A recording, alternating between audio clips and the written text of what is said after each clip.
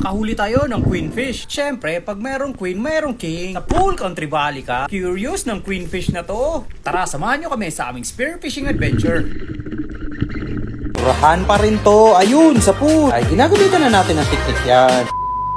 What's up mga ka-adventure? Ngayong araw, manghuli tayo ng isda gamit ang pana. Pupunta tayo sa West Philippine Sea. Sasalubungin natin yung bagyo para umalis. Grabe, yung lakas ng bangka natin. Ay, hindi na natin patatagalin to. Unang isda sa araw na to, trevally pa rin to. Ay, syempre, paglapag natin sa ilalim, alam nyo nang gagawin natin. Ang ugog na fish call at yung dusting. O, diba effective? Ayun!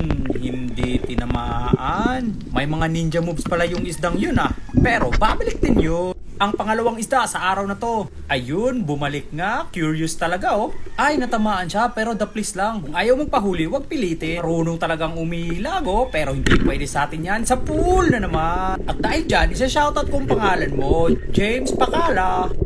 Grabe, ang lakas ng trivaling to. Pwede din tong tawaging talakito. At pwede ding mamsa. Oh, mamsa. Ayos, may mauulam na rin tayo mamaya. Masarap to pamprito, masarap to sa kinilaw, at pinaka-the-best sa sinigang. At pero pag nakaabot na kayo sa video na to, ibig sabihin nyo na-enjoy kayo sa panonood ng ating videos. Kaya share naman dyan. Then kayong mag-heart, pwede din kayong mag-like. Pero ang the best talaga, mag-share na kayo. Medyo malaki din ang isda na to. Aabot to na mga 2 kilo o mahigit. At ang pangatlong isda sa araw na to ay trevally na naman to. Hindi pa tayo nakalapag sa ilalim, sinalubong na talaga tayo. Sa pool na naman ni Asu. Grabe, ang lakas talaga ng mga trevally, no? At dahil tinamaan ng trevally, ay isa-shoutout ko naman ang pangalan mo, David Saison Abalos. Palagi ako nanonood sa mga video mo. Thank you, idol. Medyo malaki-laki na din ang isda na to. Tumitimbang din to ng mga 2 kilo. Diba yung isang trevally pang ulam? Eh eto, pang benta na to. May mabibenta na din tayo mamaya. At eto ang pang-4 na isda sa araw na to. Ano kaya ang isda to? Eh, paglapag natin sa ilalim, look to the left and look to the right kaagad. Ayun! Isang hari! Ang hari ng karagatan. O di kaya king mackerel. Pwede din tawaging tangigi. Ay may hinanda na tayo na teknik dyan. Yung close open na teknik. At gagalawin ng pana, ayun sa pool. Mukhang nakababa yung pagtira natin ah. Pero good holding shot naman yun. At dahil tinamaan ang tangigi, isa-shoutout ko naman ang pangalan mo. Moto Siko. Thank you sir at nakilala mo ako. Ay grabe ang lakas ng tangiging to. Iba talaga pag hari ng karagatan. Ang lakas! Pero kung gusto nyo ng mga ganitong content, follow na kayo sa ating page. Meron tayong iba't ibang klaseng adventure. Meron tayong spear fishing, bubu fish trap, catch and cook, at iba pa basta tungkol sa fishing. Ang ingay ng mga manok na to, iihawin ko kayo. Medyo matagal din ang labanan namin ng isdang to, kinakat ko lang. Kasi nga, sobrang lakas. Nang agaw siya ng mga ilang dipang line ko. Oh, tangigi! Ngayong taon, naabot ng mga 20 plus na tangigi ang nahuli ko. Ang pinakamalaki ay yung 15 kilos. Tapos nakahuli din tayo ng 2 tig 10. Lahat ng mga nahuli ko, ito ang pinakamalakas. Pag ahon ng isdang to, solid na solid yung katawan niya. At dahan-dahan ko lang siyang hinihila kasi nga napababa yung pagtira ko. Sayang din naman kung makawala lang ang isdang to. Pinaghirapan ko to.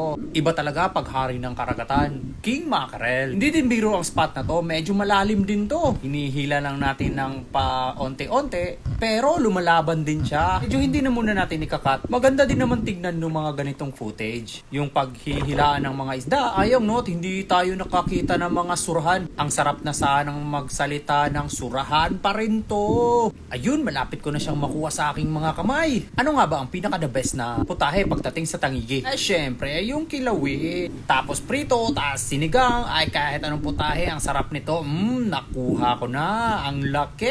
At grabe yung taba ng isdang to. May mabibenta na din tayo mamaya. Kita nyo naman ang lusog-lusog ng tangiging to. Napailalim talaga yung tira ko. Tignan nyo. Pero good holding shot naman yan. Eh nahuli na natin yung hari. Eh dito naman tayo sa reyna. Ayun, ang laki. Medyo magaling din umilag ang reyna na to. Pero meron din tayong Indonesian na fish call. Effective din ang mga Indonesian na fish call na yan. Napababa na naman. Dahil tinamaan ang reyna na yon, isisigaw ko naman ang pangalan mo. Ken Joven Bernal. Keep safe, Lodi. Solid mga vlog mo. Napapanood ko sa'yo.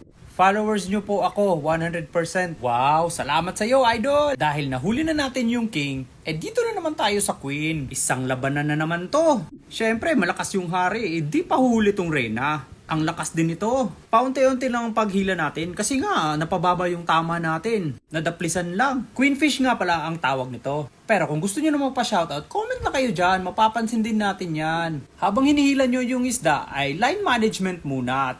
Titignan mo kung wala bang nakasabit na line sa mga paa nyo o di kaya sa fins. Safety first naman tayo dito. Hirap na pag tayo ay nabuhol ng line tapos bigla na lang pumarurot isda. Ay, sa lapad ng reynang yan. Nandyan pa talaga tinamaan, no? At saka muntik pa tayong makagat. Grabe pa naman yung ngipin ng isdang yan. Ang tatalim. At salamat nga pala sa walang sawa niyong panonood at patangkilig ng ating mga videos. Stay safe and God bless sa inyo mga ka-adventure hanggang sa susunod nating adventure. Ito nga pala ang huli ko. At syempre, kasama natin si Tatsuki dyan. Siya ang ating boatman. Ingat!